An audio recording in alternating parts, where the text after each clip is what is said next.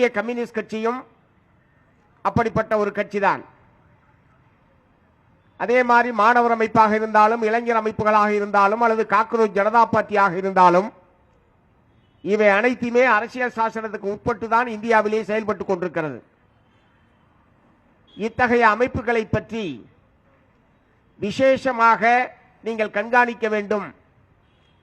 இந்த அமைப்பின் சார்பில், இடதுசாரி கட்சிகளின் சார்பில், அதனுடைய மாணவர் இளைஞர் அமைப்புகளின் சார்பில் நடைபெறக்கூடிய போராட்டங்களில் ஈடுபடக்கூடிய மாணவர்களை கண்காணிக்க வேண்டும் என்று சொல்லி தமிழ்நாடு அரசினுடைய உயரதிகாரிகள் தமிழ்நாடு முழுவதும் உள்ள அறிவியல் கலை கல்லூரியினுடைய முதல்வர்களுக்கும், தமிழ்நாடு அரசுடைய உயர்கல்வித்துறை செயலாளர், தமிழ்நாட்டில் உள்ள அனைத்து பல்கலைக்கழகங்களுடைய பதிவாளர்களுக்கும் ஒரு சுற்றறிக்கையை அனுப்பியிருக்கிறார்கள்.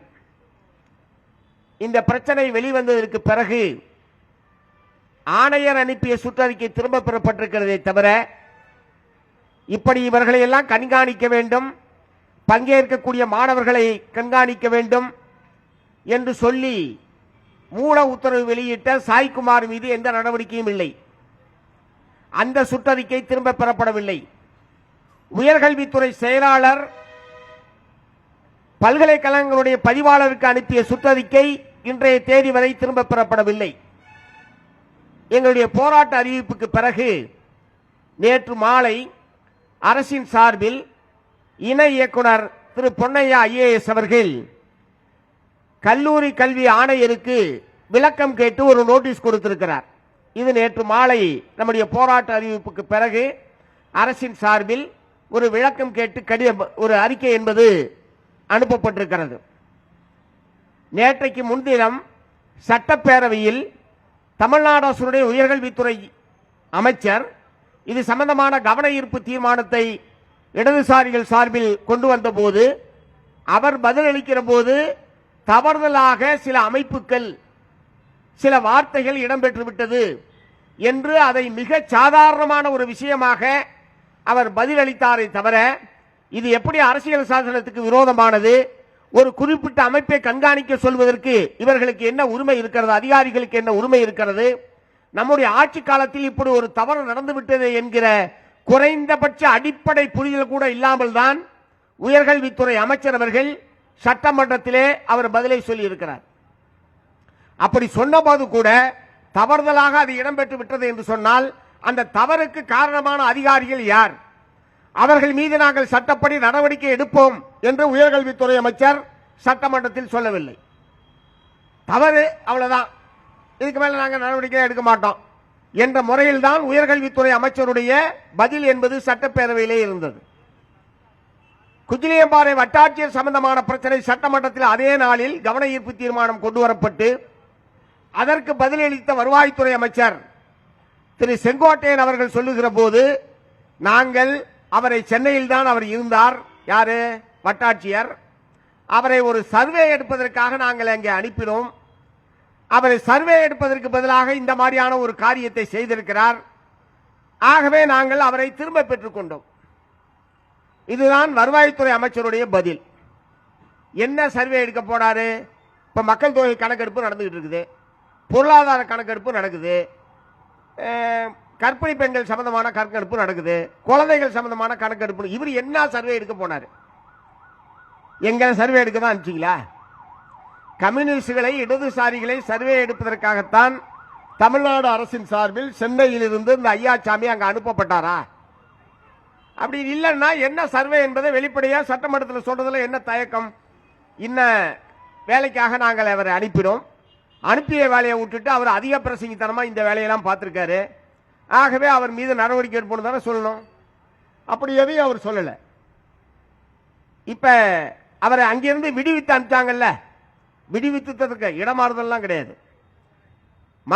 திண்டுக்கல் மாவட்ட ஆட்சித்தலைவர் இந்த பிரச்சனை வெளிவந்ததற்கு பிறகு, நான் முதலமைச்சருடைய கவனத்துக்கு இந்த பிரச்சனையை கொண்டு சென்றதற்கு பிறகு, நேற்று அமைச்சர் என்ன சொல்றாருன்னா, இரவு 8:30 மணிக்கு என்னுடைய கவனத்துக்கு வந்தது, உடனே நடவடிக்கை எடுத்துட்டோன்றாரு. பிரச்சனை 3 மணியிலேருந்து எங்களுடைய திண்டுக்கல் நாடாளுமன்ற உறுப்பினர் தோழர் சச்சிதானந்தம் MP அவர்கள் 3 மணிக்கே அவருடைய கருத்துக்களை பதிவிட்டு விட்டார். இது சம்பந்தமாக 3-4 மணிக்கெல்லாம் அறிக்கையை அவர் வெளியிட்டார், எப்படி ஒரு சட்டவிரோதமாக இந்த வட்டாட்சியர் நடந்து கொள்கிறார் என்பது சம்பந்தமாக. ஆனால் வருவாய்த்துறை அமைச்சர், சம்பந்தப்பட்ட வருவாய்த்துறை அமைச்சர் என்ன சொல்றாரு, இரவு 8:30 மணிக்கு என்னுடைய கவனத்துக்கு கொண்டு வரப்பட்டது, உடனே நாங்கள் நடவடிக்கை எடுக்க சொல்லிட்டோம். இது எப்ப? 18ஆம் தேதி இரவு 8:30 மணிக்கு. நேற்றைக்கு அவர் இப்படி சொல்றாரு, முந்தா நாள். ஆனா மாவட்ட ஆட்சியருடைய அறிக்கையில் என்ன தெரியுமா இருக்கு, அது பூரா சமூக வலைதளத்திற்கு நீங்க பாத்துக்கலாம். 18ஆம் தேதி மதியமே தனியர், அது என்னமோ அதெல்லாம் அந்த காலத்து வார்த்தை போல் இருக்கு, தனியர் இங்கிருந்து குஜிலியம்பாறை வட்டாட்சியர் பொறுப்பிலிருந்து விடுவிக்கப்பட்டு சென்னை ஆணையர் அலுவலகத்திற்கு அனுப்பப்பட்டார் என்று அவர் குறிப்பிட்டிருக்காரு. இப்ப இவர் சொல்றாரு, நைட்டு 8:30 மணிக்கு தான் எனக்கு தகவல் தெரியும், உடனே தலையிட்டு நடவடிக்கை எடுக்க சொன்னாரு. மாவட்ட ஆட்சித்தலைவர் சொல்றாரு, மதியமே நாங்க இவர் இங்கேருந்து அனுப்பிச்சிட்டோம். அங்கிருந்து அனுப்பப்பட்டவர் மேல நைட்டு 8:30 மணிக்கு மேலே நீ என்ன நடவடிக்கை எடுக்கிறீங்க? அவர் தான் அங்கேருந்து அனுப்பிச்சிட்டாங்க. அனுப்பப்பட்டவர் அங்கிருந்து விடுவிக்கப்பட்டவர் மீது நீங்க என்ன நடவடிக்கை எடுத்தீங்க? ஒரு நடவடிக்கை எடுக்கல. அதுக்கு பிறகு நீங்க நடவடிக்கை எடுக்கிறதுனா அவரை பணி நீக்கம் பண்ணியிருக்கணும், இடைநீக்கம் பண்ணியிருக்கணும், வேற ஏதாவது சட்ட ஒழுங்கு நடவடிக்கை எடுத்திருக்க வேண்டுமே தவிர அந்த மாதிரியான எந்த நடவடிக்கையும் அரசின் சார்பில் எடுக்கப்படவில்லை. இரண்டாவது, அவர் மாவட்ட ஆட்சித்தலைவர் சொல்லி இருப்பது, அவர் பயிற்சிக்காக வந்தார், பயிற்சி முடிந்து விட்டது, ஆகவே நாங்கள் அவரை இங்கிருந்து விடுவித்து அனுப்பிவிட்டோம். அமைச்சர் சொல்றாரு சர்வே எடுக்க அனுப்பிச்சோம்னு. மாவட்ட ஆட்சித்தலைவர் சொல்றாரு நாங்க அவருக்கு ட்ரைனிங்காக வந்தாரு, ட்ரைனிங் கொடுத்தோம் போயிட்டாரு, ட்ரைனிங் சரியா கொடுக்கல போட்டிருக்கு. அதனாலதான் அந்த ஆள் இந்த சர்வே கம்யூனிஸ்டுகளை பற்றிய சர்வே எடுக்கிறதுக்கு தான் ட்ரைனிங் கொடுத்தீங்களா நீங்க? ஒருவேளை இல்லை. நான் என்ன கேட்க விரும்புறேன், ஒரு குறிப்பிட்ட பிரச்சனை நடந்து விட்டது, அதில் மாவட்ட ஆட்சித்தலைவர் ஒன்று சொல்லுகிறார், அமைச்சர் ஒன்று சட்டமன்றத்தில் சொல்லுகிறார். ஏன் உங்களுக்குள் இவ்வளவு பெரிய முரண்பாடு? சட்டமன்றத்திலே உண்மையைத்தான் சொல்ல வேண்டும், அப்படித்தானே எம்எல்ஏ சார்? ஆமா, உண்மைக்கு மாறான தகவல்களை சொன்னா அது உரிமை மீறல். இப்ப அமைச்சர் செங்கோட்டையன் சொன்னது உண்மையா அல்லது மாவட்ட ஆட்சித்தலைவர் சொன்னது உண்மையா? செங்கோட்டையன் சொன்னது உண்மைக்கு மாறானது, தவறானது என்று சொன்னால் அவர் மீது உரிமை மீறல் நடவடிக்கை எடுப்பதற்கு தமிழ்நாடு சட்டப்பேரவை சபாநாயகர் அவர்கள் நடவடிக்கை எடுக்க வேண்டும், உரிமை மீறல் நோட்டீஸ் கொடுக்கணும். முதல்ல நாட்டு இது எங்க பிரச்சனை இல்லை. ஒரு மாவட்ட ஆட்சித்தலைவரும் சம்பந்தப்பட்ட துறை அமைச்சரும் மாறி மாறி வேறுபட்ட தகவல்களை நாட்டு மக்கள் முன்னால் தெரிவித்துக் கொண்டிருக்கிறார்கள். எது உண்மை என்கிற தகவல் தமிழ்நாட்டு மக்களுக்கு தெரியப்படுத்த வேண்டியது உங்களுடைய பொறுப்பு. ஆகவே உரிய விசாரணை நடத்தி அமைச்சர் செங்கோட்டையன் அவர்கள் தவறான தகவலை சட்டப்பேரவையில் தெரிவித்திருந்தால் அவர் மீது நடவடிக்கை எடுங்க. மாவட்ட ஆட்சித்தலைவர் பொய்யான அறிக்கையை தமிழ்நாடு அரசுக்கு அனுப்பி இருக்கிறார் என்று சொன்னால் மாவட்ட ஆட்சித்தலைவர் மீது நடவடிக்கை எடுங்க. அதுதான் நாங்க கேட்கிறோம். நீங்க சொன்னதுல தான் நாங்க பூரா பேசிட்டு இருக்கிறோம். நாங்களா இட்டு கட்டி இதை செய் அதை செய்யு சொல்ல. அதே மாதிரி நம்ம பீமராவ் சொன்ன மாதிரி நான் என்ன கேட்க விரும்புறேன், வட்டாட்சியரா இருக்கட்டும் மாவட்ட ஆட்சியரா இருக்கட்டும், அவங்க எல்லாம் பொதுமக்களுடைய சர்வெண்ட்.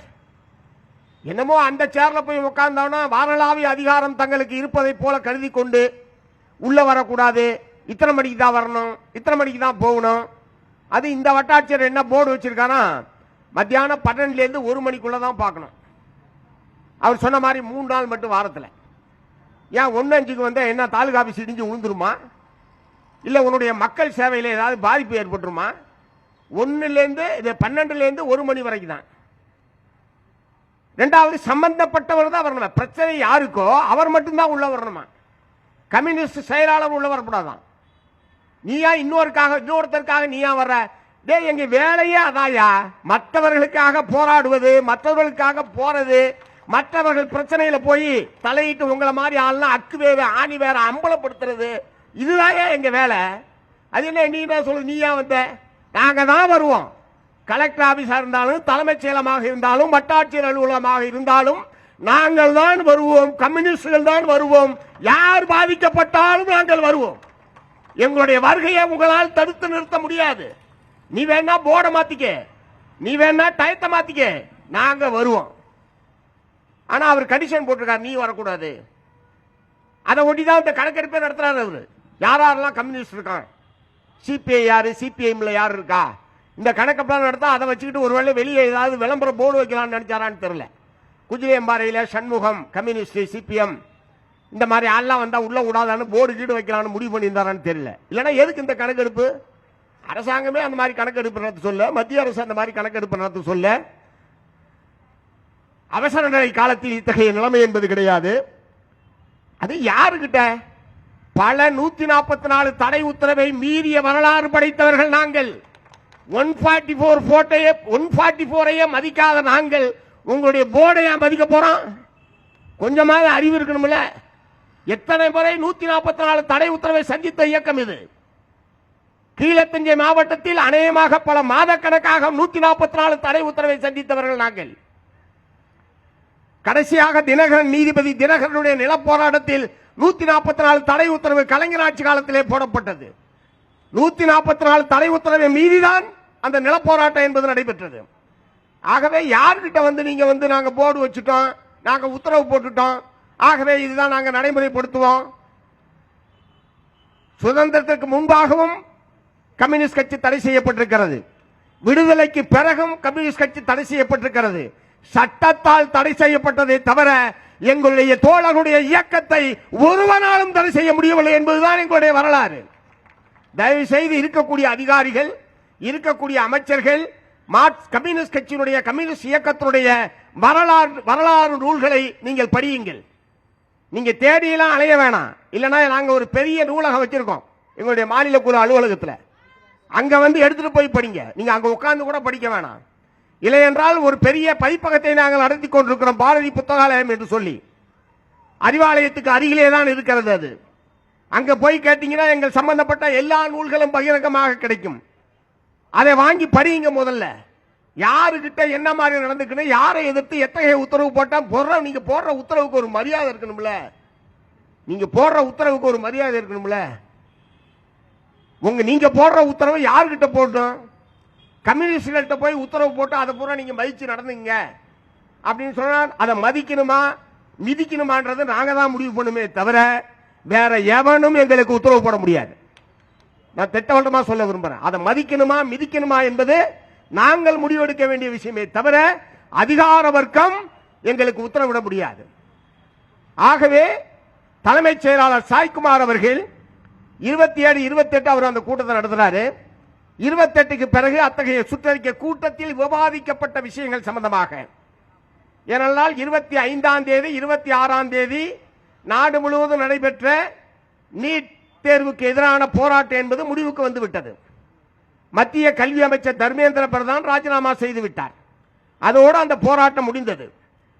டெல்லியில் நடைபெற்ற போராட்டத்தை தொடர்ந்து தமிழ்நாட்டில் இந்திய மாணவர் சங்கமும் இந்திய ஜனநாயக வாலிபர் சங்கமும் அனைத்து இந்திய மாணவர் பெருமன்றம் உள்ளிட்ட இடதுசாரி அமைப்புகள் தமிழ்நாட்டிலே நாங்கள் போராட்டத்தை முன்னெடுத்தோம். அந்த போராட்டம் 26ஆம் தேதி முடித்து விட்டது. 28ஆம் தேதி ஒரு கூட்டம் நடத்தி அதை பற்றி விவாதிக்கிறார். இதற்கு பிறகு கல்லூரிகளில் பல்கலைக்கழகங்களில் இடதுசாரி மாணவர்கள் போராட்டத்தில் நடத்தக்கூடிய போராட்டத்தில் மாணவர்கள் கலந்து கொள்ளக்கூடிய மாணவர்கள் சம்பந்தமாக கண்காணிக்க வேண்டும், அவர்களை ஒழுங்குபடுத்த வேண்டும். என்ன ஒழுங்குபடுத்த போற நீ? அப்பனா என்ன இடதுசாரி மாணவர்கள் மட்டும்தான் ஒழுக்கமற்றவர்களா? ஏபிவிபி மாணவர் அமைப்பை சார்ந்தவர்கள் ரொம்ப ஒழுக்கமானவனா? ஏன் எஸ்எஃப்ஐ, ஏன் இடதுசாரி மாணவர்கள் அமைப்புகளை மட்டும் நீங்கள் குறிப்பிடுகிறீர்கள்? எல்லா கட்சிக்கும் தானே மாணவர் அமைப்பு இருக்கு. திமுகவுக்கு மாணவர் அமைப்பு இருக்கு, அதிமுகவுக்கு மாணவர் அமைப்பு இருக்கு, பாரதிய ஜனதா கட்சி RSS ஏபிவிபி என்பது இருக்கிறது. ஏன் அதெல்லாம் குறிப்பிடாம இடதுசாரி மாணவர்கள் அமைப்புகளை மட்டும் எதற்காக நீங்கள் குறிப்பிடுகிறீர்கள்? அது என்ன தடை செய்யப்பட்ட அமைப்பா? அது என்ன ஜனநாயகத்துக்கு விரோதமாக செயல்படுகிற அமைப்பா? சொல்ல போனால் ஜனநாயகத்துக்கு விரோதமாக காவல்துறை தான் நடந்து கொண்டிருக்கிறது. ஜனநாயகத்துக்கு விரோதமாக அதிகார வர்க்கம் தான் நடந்து கொண்டிருக்கிறது. நாங்கள் ஜனநாயக பூர்வமாக போராடுகிற உரிமை அரசியல் சாசனம் வழங்கி இருக்கிறது என்கிற முறையில் எங்களுடைய மாணவர்கள் இளைஞர்கள் போராடுகிறார்கள். கல்வியை பாதுகாக்க, கல்வி உரிமையை பாதுகாக்க, கல்வியில் இருக்கக்கூடிய மோசடி மொள்ளமாரித்தனம் முடிச்சவிக்குத்தனத்தை எதிர்த்து எங்களுடைய மாணவர்கள் நாடு பூரா போராடி கொண்டிருக்கிறார்கள். சட்டப்படி தான் நாங்கள் அந்த போராட்டத்தை நடத்தி கொண்டிருக்கிறோம். அதை தடுப்பதற்கு, அதை முறைப்படுத்துவதற்கு உங்களுக்கு உரிமை இருக்கிறதே தவிர தடுப்பதற்கு உங்களுக்கு யார் அதிகாரம் கொடுத்தது? ஆனால் தடுக்கிற நடவடிக்கையில் தான் தமிழ்நாடு காவல்துறை தொடர்ந்து ஈடுபட்டுக் கொண்டிருக்கிறது. நீங்கள் தான் சட்டவிரோதமாக நடந்து கொண்டிருக்கிறீர்கள் தவிர நாங்கள் அல்ல. எங்களுடைய மாணவர்கள் போராடுகிற போதெல்லாம் போராடுகிற மாணவர்கள் எண்ணிக்கையை விட 2 மடங்கு 3 மடங்கு காவல்துறையை கொண்டு வந்து குவித்து அச்சுறுத்துவது, கொன்று கூடவே விடாமல் தடுப்பது, போராட்டத்தை துவங்க விடாமல் தடுப்பது போன்ற எல்லா விதமான சட்டவிரோதமான நடவடிக்கைகளில் ஈடுபடுவது தமிழக காவல்துறை. நீங்கள் ஒழுங்குபடுத்த வேண்டியது காவல்துறையே தவிர மாணவர்களை அல்ல. எங்களுடைய மாணவர்களை விட சிறந்த ஒழுங்கான ஒழுக்கமான மாணவர்களை வேற எங்கேயுமே நீங்கள் காண்பிக்க முடியாது. அதை நாங்கள் சுய ஒழுக்கத்தை நாங்கள் கற்றுத் தருகிறோம். ஒரு அமைப்புக்கு உட்பட்ட மாணவர்கள் என்கிற முறையில் அவர்கள் சட்டத்துக்கு உட்பட்டு எப்படி சிறப்பாக செயல்பட வேண்டும் என்பதற்கான பயிற்சியை நாங்கள் அளிக்கிறோம். இந்திய மாணவர் சங்கத்தின் முழக்கம் என்றால் தெரியுமா உங்களுக்கு? படிப்போம் போராடுவோம், போராடுவோம் படிப்போம் சொல்லல, ஸ்டடி அண்ட் ஸ்ட்ரகிள் என்பதுதான் எங்களுடைய முழக்கம். மாணவர்களுக்கு படிப்பு முதன்மையானது, முக்கியமானது. படிப்புக்காக போராடுவோம் என்பதைத்தான் நாங்கள் நாடு முழுவதும் நடைமுறைப்படுத்திக் கொண்டிருக்கிறோம். எங்களுடைய அமைப்புகள் வரக்கூடிய மாணவர்களுக்கு அதைத்தான் நாங்கள் கற்றுத்தந்து கொண்டிருக்கிறோம். அத்தகைய மாணவர் அமைப்பை சார்ந்தவர்களை பார்த்து அவர்களுக்கு ஒழுக்கத்தை கட்டித்தர வேண்டும், போராட்டத்தில் ஈடுபடுபவர்களை கண்காணிக்க வேண்டும் என்று சொல்லி ஒரு தலைமைச் செயலாளர் தலைமையிலான குழு சுற்றறிக்கை அனுப்புகிறது என்று சொன்னால் இது எப்படி அவ்வளவு சுலபமாகவும் யதார்த்தபூர்வமானது தெரியாமல் நடந்துவிட்டது என்று எப்படி நாங்கள் எடுத்துக்கொள்ள முடியும்? அவ்வளவு விவரம் இல்லாத ஆளை எதுக்கியா தலைமைச் செயலாளர் வச்சிருக்கிற? நீங்க சொல்றதுக்கு வாதத்துக்கே வச்சுங்க. அவ்வளவு விவரம் இல்லாத ஆளை, தப்பு தவறமா அறிக்கை வெளியிடுற ஒரு ஆளை எதுக்கு தலைமைச் செயலாளர் வச்சிருக்கிற? நீக்கு ஐஏஎஸ் தகுதி வாய்ந்த தலைமைச் செயலாளர் பொறுப்பை நிறைவேற்றுவதற்கு பொருத்தமான தகுதி வாய்ந்த ஐஏஎஸ் அதிகாரிகளே தமிழ்நாட்டில் இல்லையா? இவர் எங்கேருந்து வந்தார்ல, அதே மாதிரி இல்லைன்னா ஒரு வேலை இல்லைன்னு நீங்க முடிவு பண்ணீங்கன்னா, எங்களுக்கு தெரிஞ்ச நிறைய திறமை வாய்ந்த பொருத்தமான நிறைய ஐஏஎஸ் அதிகாரிகள் தமிழகத்திலே இருக்கிறார்கள். கூடுதல் தலைமைச் செயலாளர் என்ற பொறுப்பிலேயே ஒரு 10-20 பேர் இருக்காங்க. ஏன்னா அவங்க எல்லாம் ஒரு தலைமைச் செயலாளர் ஒருத்தர் தானே இருக்க முடியும். அதனால கூடுதல் தலைமைச் செயலாளர் 10-20 பேர் இருக்காங்க தமிழ்நாட்டில்.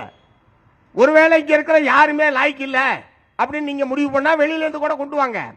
நான் என்ன கேட்க விரும்புறேன், இவருக்கு எதுக்கு பதவி நீட்டிப்பு? இரண்டாவது, இவர் இங்கிருந்து ப்ரமோஷன் அல்லது பதவி நியமனம் செய்யப்பட்டவர் அல்ல. திரு சாய்குமார் ஐஏஎஸ் அவர்கள் இங்கு நியமனம் செய்யப்பட்டவர் அல்ல, தேர்தல் ஆணையத்தால் நியமனம் செய்யப்பட்டவர். நியமனம் செய்யப்பட்டவரை மேலும் நீங்கள் பதவி நீட்டிப்பு வழங்குகிறீர்கள். எதற்காக பதவி நீட்டிப்பு வழங்கணும்? பதவி நீட்டிப்பில் இருக்கிறவரை பதவியிலிருந்து நீக்கிடுங்க. நிரந்தரமான ஒரு தலைமைச் செயலாளரை பதவியில் நீங்க போட்டுங்க. கம்யூனிஸ்ட போடணும்னு நாங்க சொல்லல, உங்களுக்கு வேண்டியாலேயே நீங்க போட்டுங்க. இடதுசாரியோ முற்போக்கோ பிற்போக்கா இருந்தாலும் புறம்போக்கா இருந்தாலும் உங்களுக்கு பிடிச்சதான நீங்க போட்டுங்க, எங்களுக்கு அது பிரச்சனை இல்லை. ஆனா இவர் நீடிக்கப்படாதுன்றது மட்டும்தான் எங்களுடைய கோரிக்கை. இவர் நீடிக்கப்படாது. இந்த மாதிரியான ஒரு தவறை செய்தவர் அந்த பொறுப்பிலே நீடிக்க கூடாது என்பதுதான் எங்களுடைய கோரிக்கை. உடனடியாக அதன் மீது எப்படி உயர்கல்வி ஆணையர் சுற்றறிக்கை அனுப்பினார், அவருக்கு விளக்கம் கேட்டு விசாரணை விளக்கம் கேட்டு நீங்கள் நோட்டீஸ் அனுப்பி இருக்கிறீர்கள். இதற்கு மூல காரணமாக இருந்தவர் சாய்குமார் ஐஏஎஸ் தலைமைச் செயலாளர் அவர்கள். அவருக்கு நீங்க முறைப்படியே நடவடிக்கை எடுங்க. நாங்களா எடுத்தேன் கவிழ்த்தெல்லாம் நடவடிக்கை எடுக்கிறத தொழிலாளி மீது அப்படி நடவடிக்கை எடுத்தாவே நாங்க விட மாட்டோம், நாங்க ஒத்துக்க மாட்டோம். அதனால எடுத்தேன் கவிழ்த்தெல்லாம் நடவடிக்கை எடுக்கலாம் நான் சொல்ல. உயர்கல்வி ஆணையருக்கு நீங்க விளக்கம் கேட்டு நேற்று மாலையை நோட்டீஸ் அனுப்பியிருக்கீங்கல்ல, அதே மாதிரி சாய்குமார் ஐஏஎஸ்க்கு நீங்க நோட்டீஸ் அனுப்புங்க. எப்படி இந்த மாதிரி ஒரு கூட்டம் நடத்துனீங்க? ஏனால் என்னிடம் பேசக்கூடிய அமைச்சர்கள் எங்களுடைய கவனத்துக்கு வராமல் இது நடந்து விட்டது என்றுதான் அவர்கள் சொல்லுகிறார்கள். நான் தான் பேட்டியில் கூட சொன்னேன், அப்ப அதிகாரிகள் தன்னிச்சையாக தானடித்த முப்பாக செயல்படுகிறார்களா? தமிழ்நாடு அரசாங்கத்தின் கட்டுப்பாட்டில் அதிகாரிகள் இருக்கிறார்களா? அதிகாரிகளின் கட்டுப்பாட்டில் தமிழ்நாடு அரசாங்கம் இருக்கிறதா? சிம்பிள் கேள்வி. இதற்கு பதில் சொல்ல வேண்டியவர் நம்முடைய மாண்புமிகு முதலமைச்சர் அவர்கள்.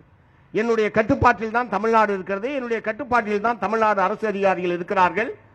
ஆகவே நாங்கள் இது போன்ற தவறு என்பது இது நடந்துவிட்டது, இனிமேல் நடக்காமல் பார்த்துக் கொள்கிறோம் என்று தன்னிலை விளக்கம் கொடுக்க வேண்டியவர் தமிழ்நாடு முதலமைச்சரை தவிர வேற யாரும் கிடையாது.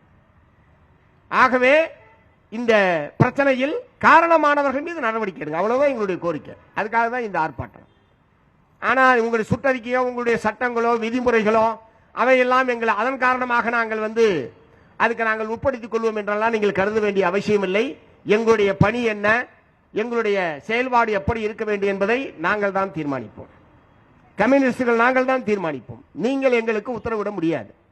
ஆகவே தவறு செய்த வட்டாட்சியர், தவறு செய்த தமிழ்நாடு அரசுடைய தலைமைச் செயலாளர், இவருடைய உத்தரவை ஏற்று உயர்கல்வித்துறை செயலாளர் எல்லா பல்கலைக்கழகத்துக்கும் ஒரு சுற்றறிக்கை அனுப்பியிருக்காரு.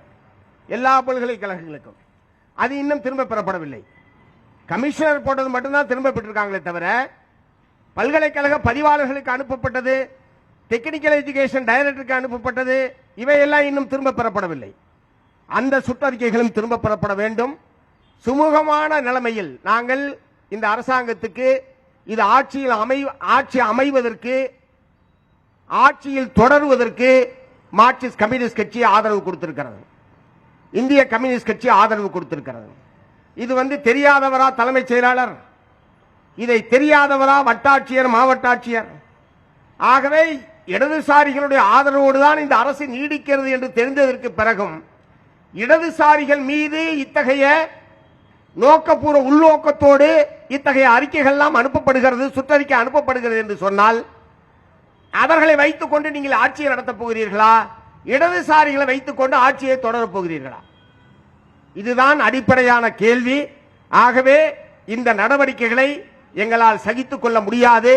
இதற்கு ஒரு நிரந்தரமான முற்றுப்புள்ளி வைக்கக்கூடிய வகையிலேயும் இந்த பிரச்சனை சுமூகமான முறையில் தீர்க்கப்பட வேண்டும். இந்த பிரச்சனை அமைதியான முறையில் தீர்க்கப்பட வேண்டும்.